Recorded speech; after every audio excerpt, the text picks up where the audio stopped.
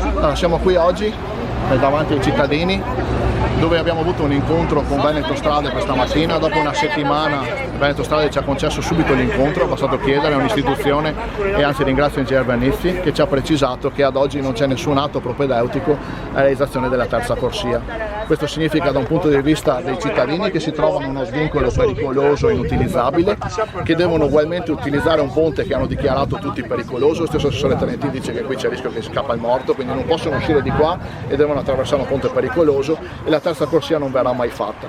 Quindi oltre ad aver buttato via dei soldi, 70.000 euro di soldi pubblici, il sindaco ha mentito ai cittadini dicendo che a breve sarebbe stata fatta questa opera, invece non è vero. Quindi sia l'incapacità di amministrare sia aver mentito ai cittadini, io chiedo che prenda coscienza, chieda scusa e si dimetta, perché non è in grado di amministrare questa città, e ormai è chiaro a tutti, che prenda finalmente coscienza e vada a casa, perché non può continuare a fare disastri così.